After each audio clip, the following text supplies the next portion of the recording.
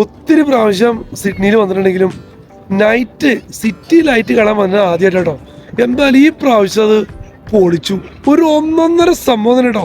നമ്മൾ പകല് കാണുന്ന ഒപ്പേറ ഹൗസിൻ്റെ കാർബൺ ബ്രിഡ്ജിൻ്റെ ഭംഗിയില്ല കേട്ടോ, ആ ഏരിയയിൽ നൈറ്റ് എന്താ ഒരു ഭംഗി എന്ന് പറയുമ്പോൾ അതാണ് നമ്മൾ ഇന്നത്തെ വീഡിയോ. നിങ്ങൾ കണ്ടിട്ട് ഇഷ്ടപ്പെടുകയാണെങ്കിൽ നിങ്ങൾ കമൻറ്റ് ചെയ്യണം കേട്ടോ, ലൈക്ക് ചെയ്യാനും മറക്കരുത്.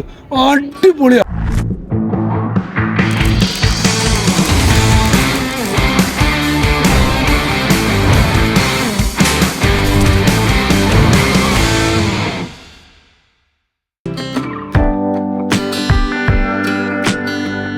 ഓസ്ട്രേലിയ എന്ന് കേൾക്കുമ്പോൾ തന്നെ മനസ്സിൽ തെളിയുന്നൊരു ചിത്രമാണ് സിഡ്നി ഒപ്പേറ ഹൗസും ഹാർബർ ബ്രിഡ്ജും. ലോകമെമ്പാടുമുള്ള ആളുകൾക്ക് ഓസ്ട്രേലിയയെ തിരിച്ചറിയാനായിട്ട് ഈ രണ്ട് ലാൻഡ്മാർക്ക് മതി കേട്ടോ. അതുകൊണ്ട് തന്നെ സിഡ്നിയിൽ വരുന്ന എല്ലാവരും ആദ്യം കാണാൻ ആഗ്രഹിക്കുന്ന ഒരു ഡെസ്റ്റിനേഷനാണ് ഈ ഒപ്പേറ ഹൗസും ഹാർബർ ബ്രിഡ്ജും. അത് സിഡ്നിയിൽ മാത്രമല്ല, ഓസ്ട്രേലിയ എവിടെയായാലും അത്രയ്ക്ക് ബ്യൂട്ടിഫുൾ ആയിട്ടൊരു ഏരിയയാണ് ഇപ്പം നമ്മൾ ഈ കാണുന്ന സർക്കുലർ ക്യൂ. ഇവിടെയാണ് ഫെറിയോട് ചേർന്ന് ഈ ഹാർബർ ബ്രിഡ്ജ് ഒപ്പേറ ഹൗസ് നിൽക്കണേ. അതിൻ്റെ പകലും രാത്രിയുമായിട്ടുള്ളൊരു ഭംഗി എന്ന് പറഞ്ഞെങ്കിലേ പറഞ്ഞറിയിക്കാൻ പറ്റില്ല കേട്ടോ. ഒരു മാജിക്കൽ വൈബ് തന്നെയാണ്.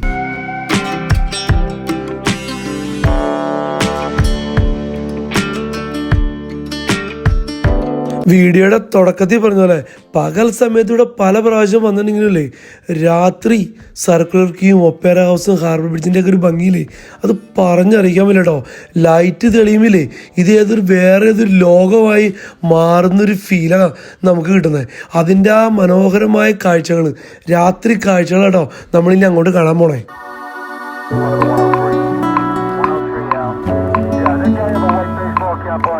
അങ്ങനെ പകല് മൊത്തം ചുറ്റിക്കറങ്ങി നടന്ന് നേരെ വീട്ടിലൊക്കെ പോയി റെസ്റ്റ് എടുത്തിട്ട് വൈകിട്ട് ഞാനും ദീപ്തിയും അളിയൻ അച്ഛനോടും കൂടി ഞങ്ങൾ ഒരുമിച്ച് പുറത്തിറങ്ങിട്ടോ. അപ്പോൾ ഈ സിഡ്നി ട്രിപ്പിൽ വരുമ്പോഴൊക്കെ നമ്മൾ ഏറ്റവും ആദ്യം ശ്രദ്ധിക്കേണ്ടത് നമ്മുടെ അക്കോമഡേഷനോട് ചേർന്ന റെയിൽവേ സ്റ്റേഷനും കാര്യങ്ങളും പബ്ലിക് ട്രാൻസ്പോർട്ട് യൂസ് ചെയ്യാൻ പറ്റിയ ഫെസിലിറ്റി ഉണ്ടോ എന്ന് ഫസ്റ്റ് നോക്കണം.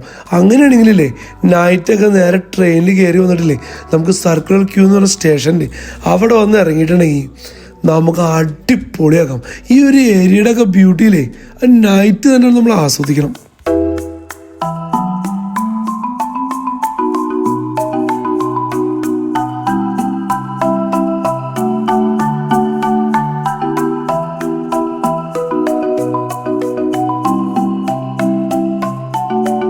സ്റ്റേഷനിൽ നിന്ന് പുറത്തേക്ക് ഇറങ്ങി കഴിഞ്ഞാൽ ഒരു സൈഡ് റോഡുകളാണ്, എന്നുവെച്ചിട്ടുണ്ടെങ്കിൽ സിറ്റിയിലേക്ക് പോകുന്ന റോഡുകളും അതിൻ്റെ ബിൽഡിങ്ങുകളും കാര്യങ്ങളൊക്കെ നമുക്ക് ഒരു സൈഡ് കാണാൻ പറ്റും.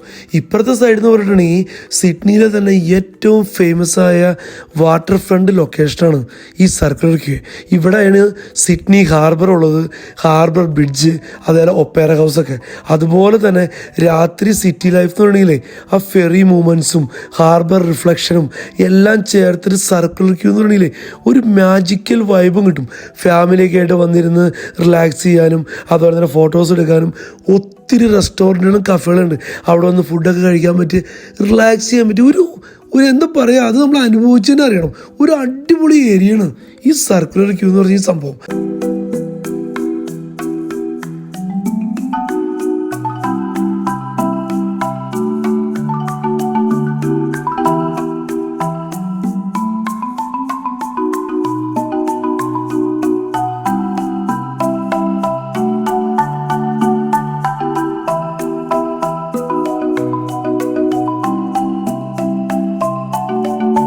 ഇതൊക്കെ കാണുമ്പോൾ ശരിക്കും നമ്മുടെ നാട്ടിൽ തെങ്ങ് നിൽക്കുന്ന ഒരു ഫീലല്ലേ. ഇത് തെങ്ങല്ലാട്ടോ, ഒരു പ്രത്യേക തരത്തിലുള്ള ട്രീയാണ്. അത് ലൈറ്റൊക്കെ ഇട്ട് കൊടുത്തപ്പോൾ നൈറ്റ് അതിൻ്റെ ഒരു ഭംഗി നോക്കി. പിന്നെ ഇതൊരു ഹാർബറിൻ്റെ ഒരു സൈഡായിരുന്നു. ആ ഹാർബറിൻ്റെ അവിടെ പോണ ആ ഒരു ചെറിയ സ്മെല്ലൊക്കെ നൈറ്റ് കാറ്റടിക്കുമ്പോഴൊക്കെ വീശു കേട്ടോ. എന്നാലും ഒരു പ്രത്യേക ഒരു വൈബാണ് ഇതിൻ്റെ സൈഡിൽ കൂടെ നടന്നു പോകുന്നത്. ഇനി നമ്മൾ പോകുന്നതില്ലേ ഓസ്ട്രേലിയയുടെ ലാൻഡ്മാർക്ക് എന്നറിയപ്പെടുന്ന ഓപ്പറ ഹൗസിൻ്റെ അടുത്തേക്ക് കേട്ടോ.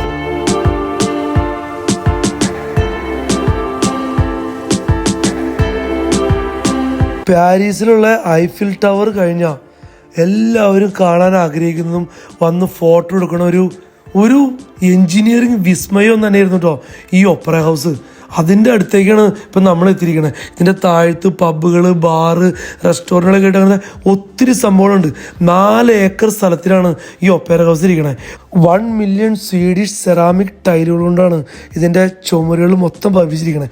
അതുപോലെ തന്നെ 550 തൂണുകളിലാണ് ഈ ഒപ്പറ ഹൗസ് നിൽക്കുന്നത്. ഇതിൻ്റെ താഴത്തെ ഫ്ലോറിലാണെങ്കിൽ സൊവീനിയർ ഷോപ്പ്, ആർട്ട് ഗാലറി ഒക്കെ ഉണ്ട്. അതിന് പുറമെ 5 തിയേറ്ററുകൾ, 5 റിഹേഴ്സൽ സ്റ്റുഡിയോസ്, 2 വലിയ പാർട്ടി ഹാളുകൾ, അതുപോലെ തന്നെ 4 വലിയ റെസ്റ്റോറൻറ്റുകൾ, 6 ബാറുകൾ. ഇതൊക്കെ ഇതിൻ്റെ അകത്താണ് കേട്ടോ. 1973 ഒക്ടോബർ 20 ഇതിൻ്റെ ഉദ്ഘാടനം കഴിഞ്ഞ്. ഒരു ചിപ്പികളൊക്കെ അടക്കി വെച്ചിരിക്കുന്ന ഒരു മോഡലാണ് ഇതിൻ്റെ ഷേപ്പ് എന്നൊക്കെ പറഞ്ഞിട്ടുണ്ടെങ്കിൽ. അതുപോലെ തന്നെ എന്താ അതിൻ്റെ ഒരു ഭംഗി നിറം നൈറ്റൊക്കെ കാണാനായിട്ട്.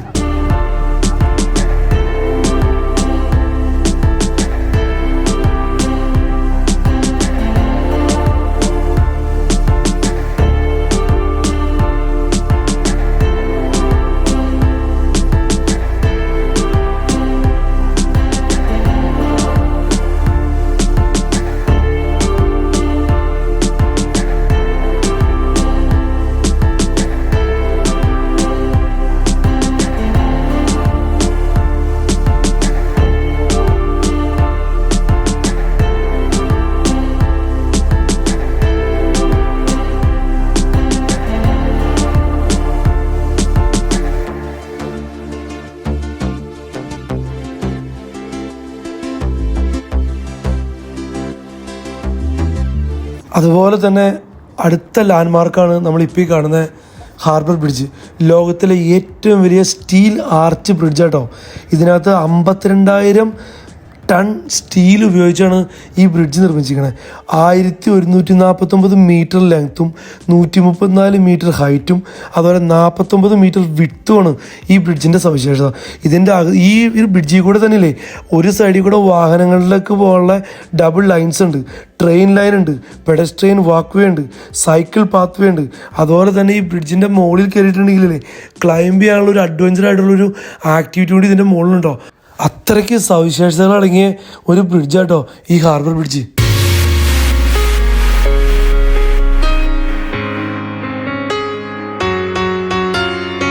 അങ്ങനെ ഏകദേശം ഒരു 2-2.5 മണിക്കൂർ ഞങ്ങളിവിടെ സ്പെൻഡ് ചെയ്തു കേട്ടോ. ഫുഡൊക്കെ കഴിച്ച് അടിപൊളിയായിരുന്നു. ആദ്യമായിട്ടാണ് ഇങ്ങനത്തെ ഒരു എക്സ്പീരിയൻസ് കേട്ടോ.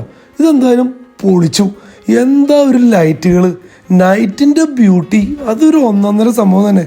തിരിച്ച് നമ്മൾ ആ സെയിം റെയിൽവേ സ്റ്റേഷനിൽ വന്ന് ട്രെയിൻ എടുത്ത് നേരെ നമ്മുടെ അക്കോമഡേഷനിലേക്ക് പോകണം. അപ്പോൾ എങ്ങനെയാണ് നമ്മുടെ വീഡിയോ?